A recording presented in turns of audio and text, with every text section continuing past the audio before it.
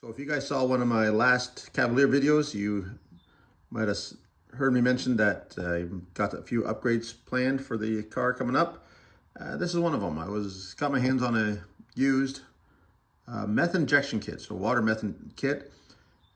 For those that don't know, I'm not going to go into great detail on how to explain it, but it basically helps cool down the combustion charge by injecting water and methanol into the intake manifold and helps cool everything down, kind of cleans up the valves, cleans up the pistons and everything at the same time, but it's more as kind of like a chemical intercooler, they call it.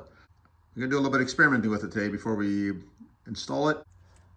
Got the lights turned off here, just hopefully it'll be able to show the water pattern, spray pattern better. So there's the pump, just look a little crusty, but she works.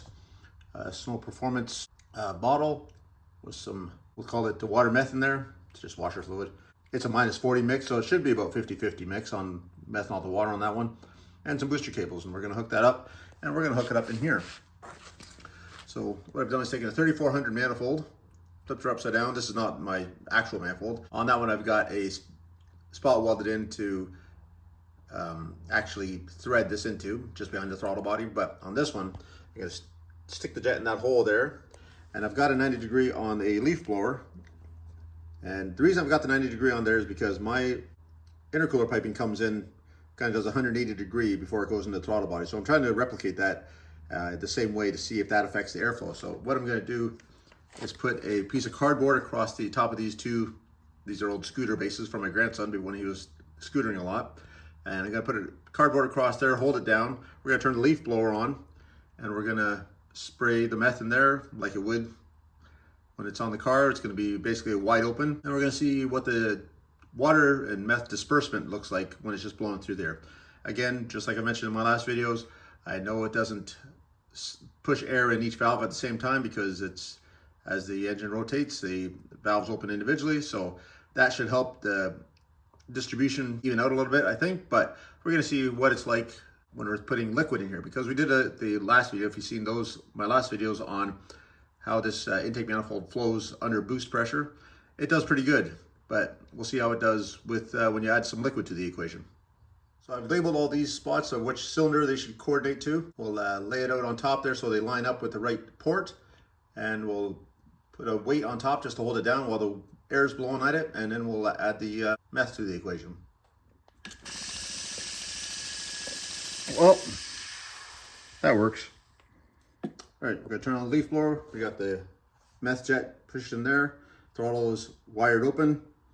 And we're gonna turn on the air, and then we're gonna turn on the pump. Just leave it for a few seconds, and we'll see how it spreads out through the intake manifold.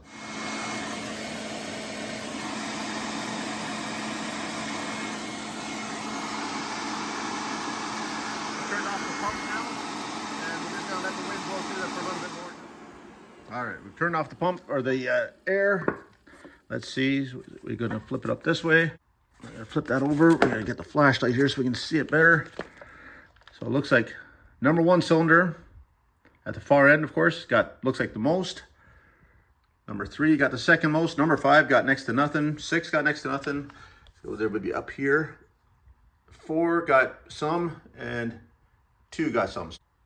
You see, definitely 1 and 3 got the most of it, but and again, I don't know, because the throttle body is facing that direction. So it's facing over there, so it causes the water and the air go to that side first, which is going to be the back side when it's mounted in the engine, closer to the firewall. Definitely, I'm going to have to keep an eye on that and make sure I don't lean out the other cylinders. So I'm going to have to keep an eye on the spark plugs when we're tuning for this. I've also got a borescope that we're going to use occasionally to check the different pistons once we get this installed. So I'm going to take a look at them beforehand, and I'll show you guys that. We're going to borescope each cylinder just to document everything, make sure see how the pistons look. And we're also going to check the spark plugs, and we'll keep an eye on the spark plugs, and we'll keep an eye on the pistons as we go, just to make sure we're not leaning anything out. Going by a wideband oxygen sensor for tuning, that's reading all of the cylinders, I should say, not just one, unless you run a really elaborate system and have one for each cylinder. We got to make sure we keep an eye on all of them, make sure we run it probably still a little bit rich, just to make sure that we got enough fuel for all the cylinders and keep everybody happy. Hopefully you like this kind of stuff, guys. Thank you for watching, and Let me know if there's any other kind of experiments you want to see me do. Thanks. We'll see you in the next video. Bye-bye.